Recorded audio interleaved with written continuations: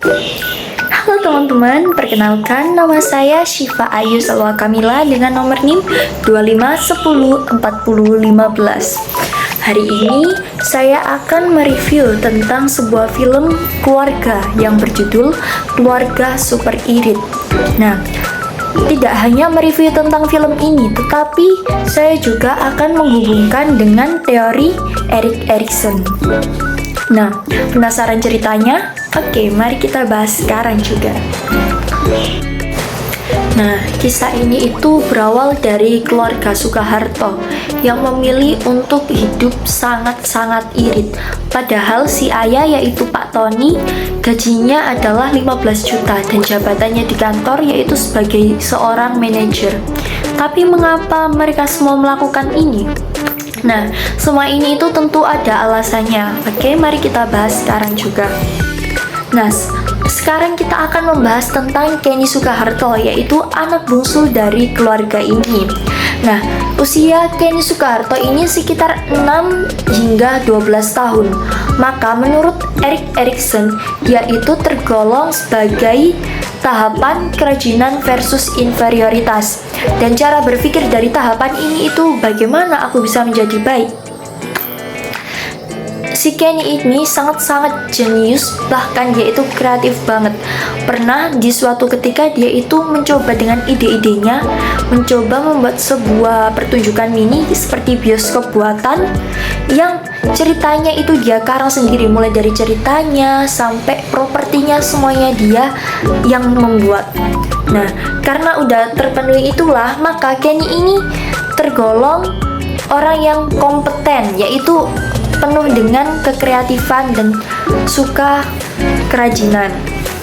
Nah, sebaliknya jika Kenny tidak bisa memenuhi itu semua dan dia tidak bisa fokus dengan belajarnya, maka Kenny akan merasa inferioritas. Nah, inferioritas ini sendiri apa sih? Inferioritas ini adalah sifat yang rendah diri, yaitu dimana dia ini merasa sangat tidak berharga, merasa kayak dirinya itu pokoknya tidak penting. Nah, seperti itulah Kenny jika dia tidak belajar, maka Kenny akan merasakan inferioritas.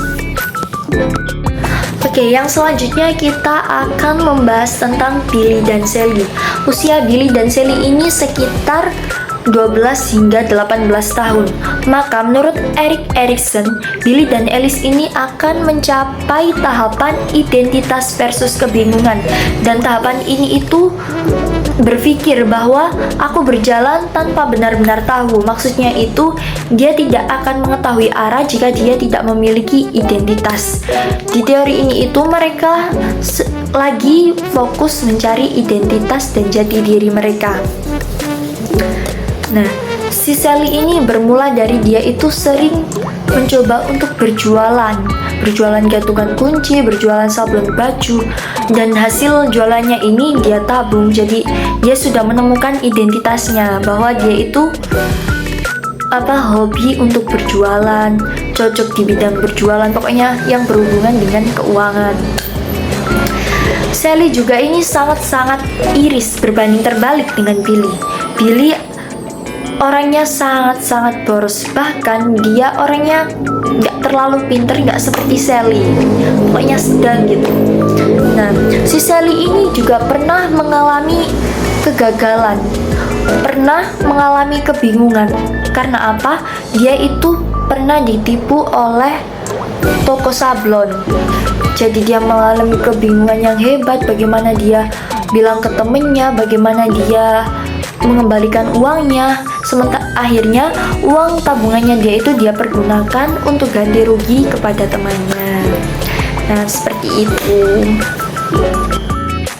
Kemudian yang ketiga kita akan membahas tentang Om Cipto. Nah, Om Cipto ini adalah adik dari Ibu Linda. Ibu Linda ini adalah ibu dari keluarga Soeharto. Nah, Om Cipto ini usianya yaitu sekitar 20-an ke atas, maka dia itu akan mencapai tahapan keintiman versus isolasi. Tapi di sini Om Cipto tidak mencapai keintiman karena dia belum merasakan tentang percintaan, belum merasakan keberhasilan dengan pekerjaannya. Om Cipto ini justru merasa isolasi karena dia itu yaitu tadi belum memiliki pasangan, terus dalam pekerjaan juga dia tidak bisa menetap. Dan tahapan ini itu berpikir bahwa apakah nanti aku ada hati yang akan memilihku atau aku akan terus berdamai dengan kesunyian ini. Nah, Om Cipto itu seperti itu. Nah, maksud dari isolasi sendiri itu dia itu bukan termasuk isolasi yang kayak corona, enggak gitu. Maksud dari isolasi ini itu Om Cipto itu jadi merasa kayak ketemu orang lain itu jadi lebih minder, tidak percaya diri, terus kayak agak menjauh sedikit dari orang-orang karena belum memiliki pasangan, belum memiliki pekerjaan. Nah, seperti itu. Oke, berikutnya kita akan membahas tentang Tony Soeharto dan juga Linda Soeharto. Tony Soeharto ini berperan sebagai kepala keluarga di film ini. Nah, mereka berdua itu bukannya pelit, tapi mereka berdua itu melakukan ini itu untuk masa depan anak-anaknya. Mereka berdua ini memikirkan bagaimana kehidupan anaknya untuk berikutnya, memikirkan bayar sewa rumahnya, pokoknya memikirkan demi anak-anaknya semuanya, bukan demi mereka sendiri. Sehingga Pak Tony dan Ibu Linda ini memasuki tahapan generativitas karena mereka rela berkorban untuk anak-anaknya. Sebaliknya, jika mereka tidak bisa melakukan apa-apa untuk anaknya, mereka itu akan merasa stagnasi. Nah, generativitas sendiri sama stagnasi ini apa sih? Oke, mari kita bahas sekarang.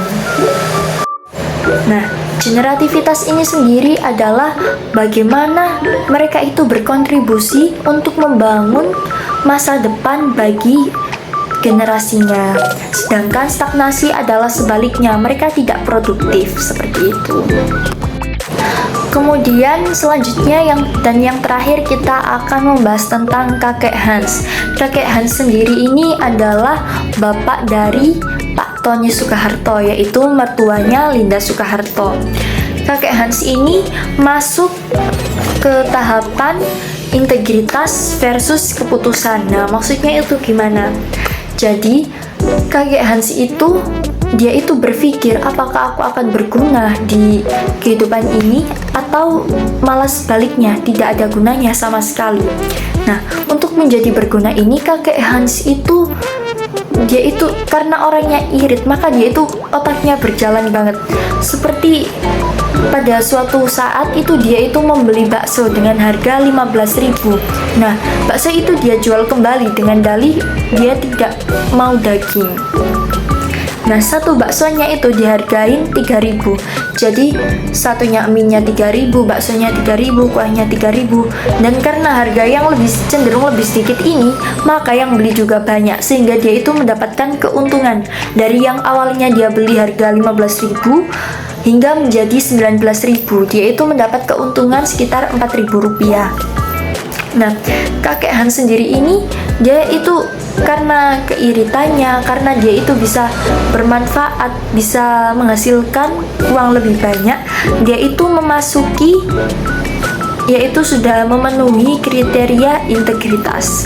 Nah, selanjutnya jika kebalikannya dia tidak bisa melakukan apapun, tidak berguna, dia itu akan berpikir salah untuk mengambil keputusan. Nah, seperti itu. Nah, integritas sendiri ini apa sih? Nah, kesimpulan dari film ini itu tentang kehangatan suatu keluarga. Nah, bukan hanya sekedar hangat saja, tetapi tentang cara menghadapi konflik di keluarga mereka sendiri dengan cara saling mensupport, menyemangati. Dari teorinya Erik Erikson ini bisa kita simpulkan bahwa bukan hanya tentang lingkungan saja yang berpengaruh pada kepribadian seseorang, tetapi dari umur juga bisa mempengaruhi kepribadian seseorang. Terima kasih telah menonton hingga akhir.